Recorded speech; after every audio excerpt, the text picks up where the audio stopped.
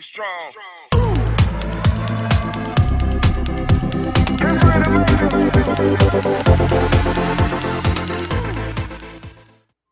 Welcome to our first interview of Where Does My English Come From?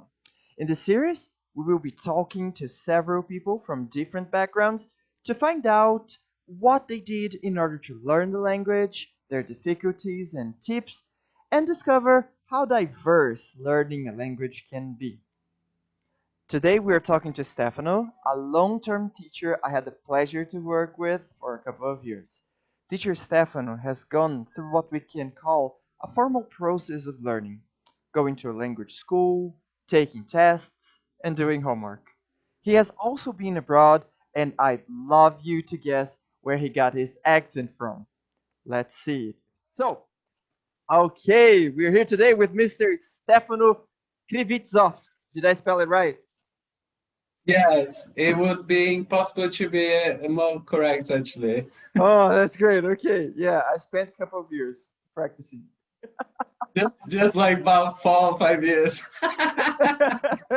But to get started, sir, could you introduce yourself? Could you tell us a little bit of what you do, where you come from? So I was born in São Paulo.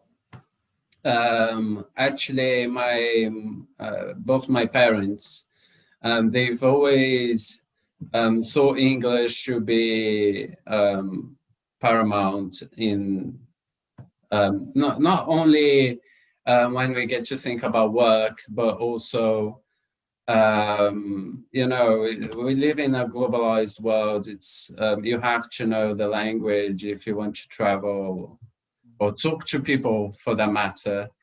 And my mother tried teaching me English, but I guess she got fed up, you know. So she sent me to Cultura Inglesa in Campinas. And when I started having classes there, I was in the elementary level. Do you remember how old you were?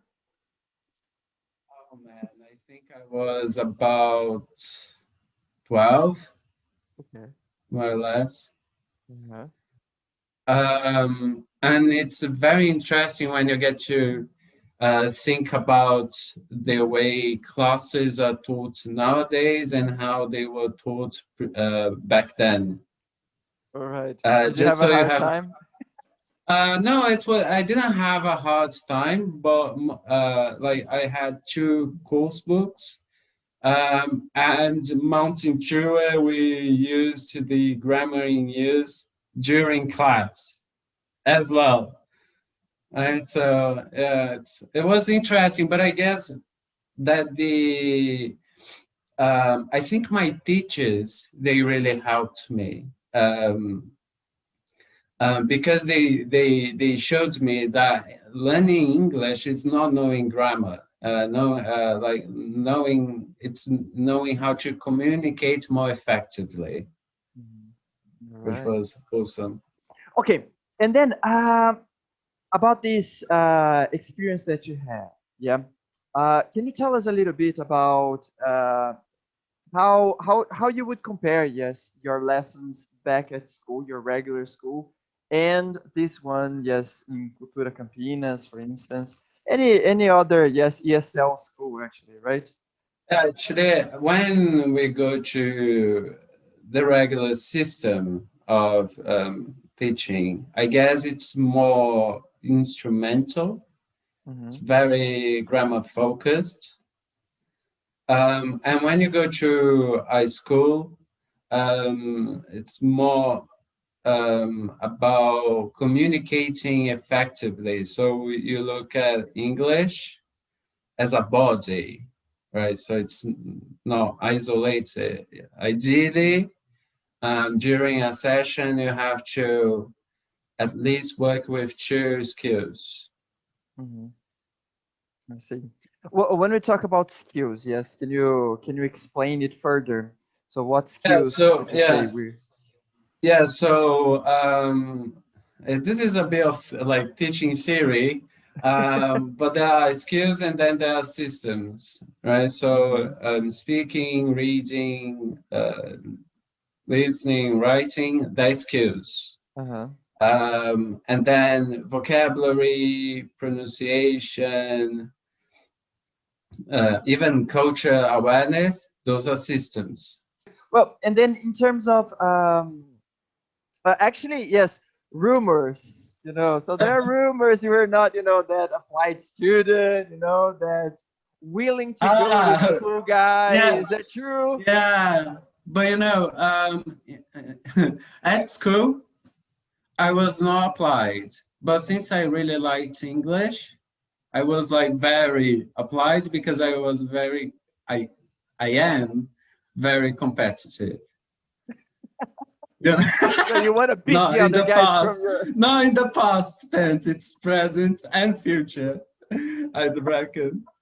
That's great. That's great. Well, and then you also mentioned, yes, about how teachers supported you, yes, to understand the language, that English is more than just simply knowing the grammar, right? So do you have memories? Do you remember any of these teachers, and uh, what for? Yes, you remember them.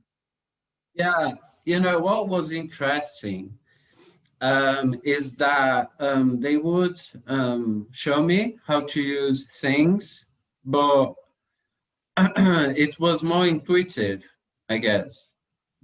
Mhm. So I remember that I was learning.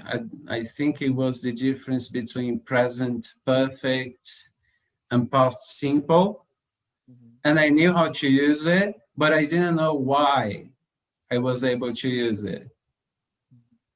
And I guess this is this is of the utmost importance because I feel like people latch on to um, names and definitions. Mhm. Um, and I feel it amounts to practice time, Uh-huh. you know. Okay. And I don't know. I think I was 15 or 16 at the time. I was in the upper intermediate level, and I was like in a plateau. So a teacher of mine, he gave me, I think it was a fellowship of the ring, but it Uh-huh. really helped me, because I didn't feel like I was studying. I felt like I was having fun, Nice. you All know. right. All right. So that's great. That's great. Okay, sir. Well, and then did you have any of those moments in which you wanted to stop English, stop going to English school? And how did you get back? How did you overcome that Yeah, phase? actually, there were times that I felt like I knew enough. Mhm. Um, but there were some classes that I felt like um, I don't know how to explain it. It's like I'm glad I was glad I didn't miss it, Mhm. you know. Um, and my parents, they didn't give me the option of quitting, so that helped as Do well. you back to these teachers, yes, that we were talking about, yes, the teachers that helped you out. Do you have any names that you wanted, to dedicate your English for? Yeah, that's the thing, isn't it? Like I don't remember the name of my teachers. I Hmm. remember their faces, That's all great. of them, all of them. And I would say that, especially in the elementary level Hmm.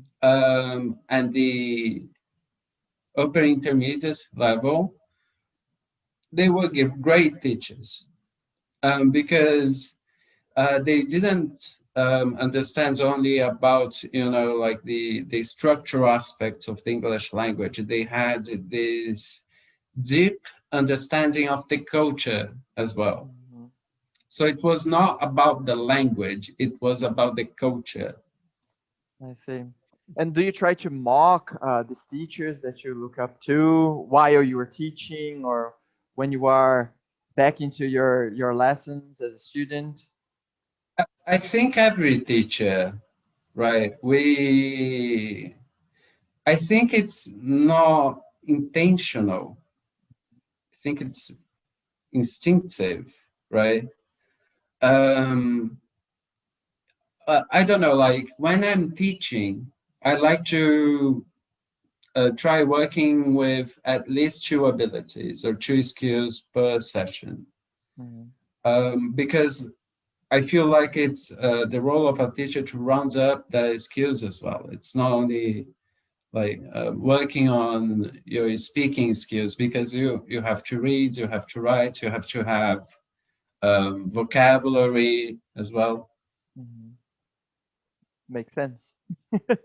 And I don't know. I feel like because people say, "Oh, I have to be inspired," or something, but I guess continuous learning um, has to take place as well for teachers. You Mhm. know. Right. So we should keep on learning. Yes. Yeah, like now I'm reading this book which is called Learning Teaching from Gene Scrivener, I guess. Okay. And he talks exactly about that, you know. There's something that he says, there's no bad teacher. There is a teacher without the means um, to make ends meet, All right. basically. Yes. Nice one. Really good. Really good. Yeah, so always learning. So that's why you should come to the channel as well. Okay, good. That's why you should be, listening to this interview. Okay, that's great. All right. Well, and then back as a student, yes. What were the parts, yes, of structures or maybe skills as well, yes, that you kind of struggled in order to get, yes, to attain, to learn? Yeah, I think it's the same for everyone, you know. So prepositions, especially prepositions of place, I guess it can be tough. Um, I remember that I struggled a lot with irregular verbs, All right. um, mainly because of the idea, you Okay. know, because I guess nowadays it's easier because there's a lot of information. But back when I was a student, like the only source of knowledge was my teacher. How would you memorize? How did you find any strategy in order to memorize the irregular verbs? Or were you those who went, alphabetically trying to have them by heart? Well, I never tried memorizing them um, because I was having classes with my brother. So when we were not having classes, we would talk to each other in English. That's great. That's a really good exercise. That's actually one of the tips that I give to all my students, you know. If there's someone in your life who speaks in English, try to do it, you know, not daily, but at least weekly for 10 minutes. Okay. This is really good. Really good. Right now, yes. Who do you have in order to speak? Yeah, that's kind of difficult because people don't like to speak in English with me because they feel like I'm going to correct them, which is sort of true. I guess I had it coming. Uh, Um, but I guess that nowadays I don't know. At work, I speak a lot in English. mhm. Um, Occasionally with my brother, occasionally with my fiance. Nice. All right. All right. And something that I'm doing now is that I'm recording two podcasts in English. So Mhm. that's By the way, that's what's the the name? What's the name of the podcast? yeah. So there is one which is called In a Nutshell. but it's more about education. Hmm. And then there is one that is called Down the Gutter, which is more about like films, music, Okay, that's great. that sort of Entertainment. stuff. Yeah, All yeah. right. Great, great. So, okay, people already have other places to find sources of English to study. Great, that's good. Yeah. Well, and talking a little bit again, yes, as a learner, right? Some people say that there comes a time in which you have a switch that is turned on, and apparently, okay, from then on, yes, you speak English, you're able to communicate, you're able to be more independent with that, and maybe more confident. Did you have that moment? I guess I didn't have a specific moment. Mhm. There was a situation in which I was like randomly listening to a song, um, and I could understand everything that was being said, All right. you know. Um, but I guess it's a process. It doesn't happen overnight, and people want it to happen overnight. And what I like to tell people is that you know it's like you're born again. Hmm. You're born Um, again. Wow. yeah, because you have to like re-signify a language in your brain, and that is not intellectual. That is biological. You have to give it time. You Right. know. That is Uh, great, man. That is great. Well, and then again, yes, you commented about how your teachers helped you. Yes, but what about you as a student and the things that you did? Yes, what were the elements that helped you get the language? I don't know. I've always liked music, and I've always liked films. So even to this day, I listen to songs and I want to know what is being said. I don't like to listen to things passively. Mhm. And for everything that I watch, I like to ask myself, why am I watching it? And like, what am I getting from it? Um, because I guess that people, especially nowadays, it's so easy to learn a language. If you think about it, like there's Netflix, there's Spotify, um, so many things to do, you All know. right. And what I'm doing now, because I'm sitting in the CPE, so I'm trying to like isolate myself in this English bubble. Uh-huh. So I listened to this great podcast series called Simon and Kimmel's Film Review. It's not only for advanced speakers, even intermediate speakers could get something from it. Mhm. And I'm watching a series on Prime Video called Gangs of London, Okay. which it's a really bizarre series, actually. Yeah, it's because it's very difficult to label it because it's like crime series, but there is also scenes which you feel like you're watching a kung fu film. So it's like all over the place. Awesome. All right. Well, and you have also had an experience abroad, right? So first of all, can you tell us a little bit about how this experience, how did you plan that? Was it something that you wanted to do, that your parents wanted you to have? So first of all, how did that happen? Yes. Oh, and of Okay, course, yes. Where did so you go? so I went. I did volunteer. I took part in a volunteer project in Ireland, in Cork, and I decided to do that because I hated my job. So I quit my job and What were decided you to go doing there. back then? Sorry. I was working with sales, All so right. like a bit of sales, bit of marketing. Not my cup Okay. of tea, you could say. Right. I guess it was really interesting because something that people don't think about when they're doing an internship is that they are going to speak in English 24/7. And when you speak to native speakers, they don't have the patience to wait for you to like translate things in your mind so that you can reply, right? Uh-huh. So I guess that something that I got from it is that you are keen on seeing the language as a whole. The way you perceive it is different.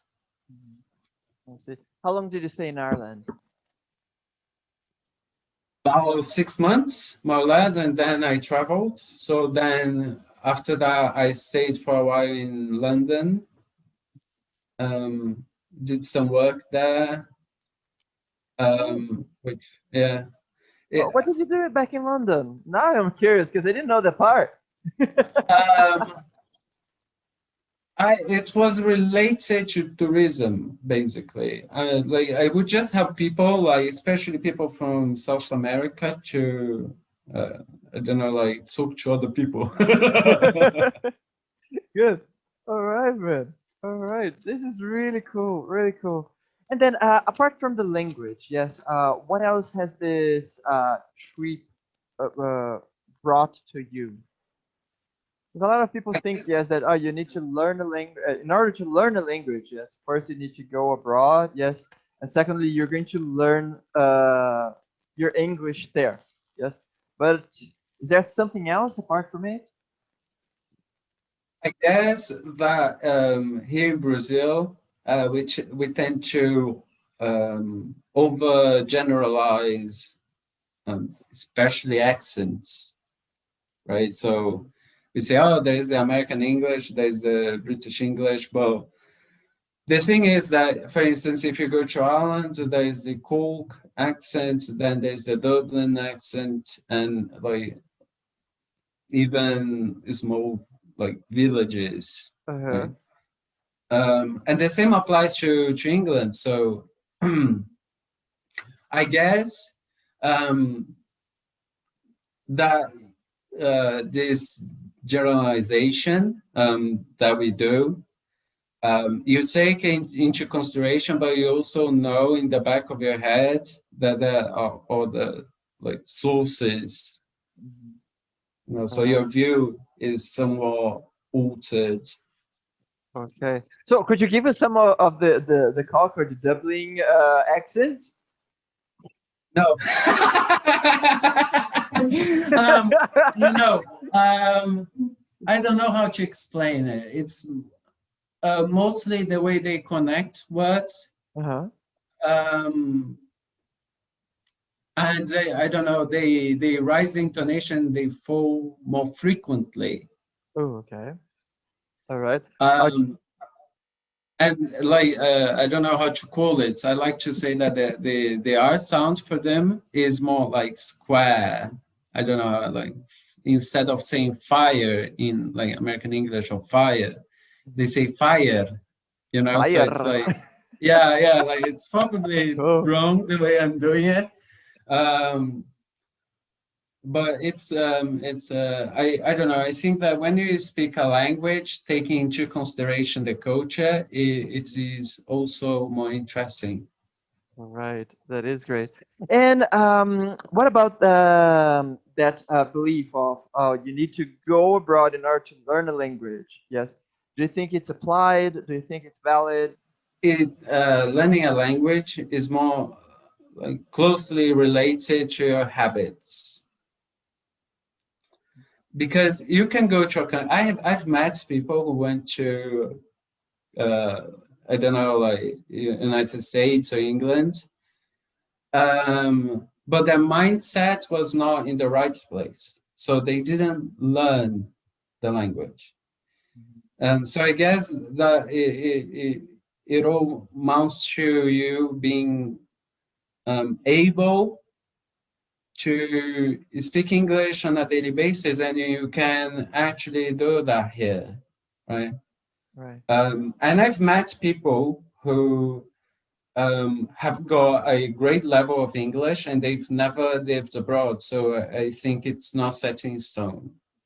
Okay, that's great. Well, we're heading to the end of the interview. Yeah, so what tip would you like to share for beginners, for those guys who are, you know, about to start their journey into English? Well, I would say that firstly, you shouldn't be afraid to make mistakes because mistakes are a very important part of the learning process. And I would tell them to have fun. You know, I think that is the most important aspect. You have to have fun, um, and try to find someone in your personal life also who speaks English so that they can help you when you're not having classes. All right, that's great. Well, and what about for other levels? So, do you have any specific hint for people who are in some other part of their English? Well, I like to say that you have to have an inquiring nature.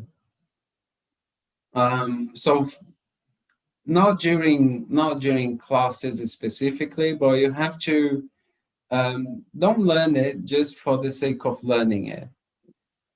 You know, if you learn, let's say, a structure, try to activate it as much as you can. You know, and set yourself some goals. Like, oh, this week I'm going to internalize 5 new expressions. Mhm. You know, and another tip that I would give them is to visualize what is the finishing line. Like, why are you taking classes? Ask yourself that. All right, that's awesome. That's really, really good, man. Well, and any final message for your students or for the students that you had, the students you will have in the future? Well, I would tell them to keep learning, you know, um, and try to have fun while at it. Um, don't Objectiveness is a good thing, but not only objectiveness. So you have to, um, I don't know, be practical about it, and don't give up because you can do it. All right, that's great. Stefano, I want to thank you for your time here. It was a wonderful talk, sir. And I guess we're going to. Can you just repeat again what are the name of your podcasts? How can people find you? Yes, in the next. So there is one about education, so it's about language acquisition, active learning, which is called In a Nutshell. And then there is another one about entertainment, because my life is not only about education, which is Down the Gutter. Both of them are on Spotify. All right, that is great, and I do recommend. All right, the last one because Stefano is an expert about entertainment and yeah, comics. Yes, I remember Comics, the yeah, several times we talked about them, and it's just fantastic. It's really worth to yeah. have a check. Okay, guys, thank you ever so much. Be strong.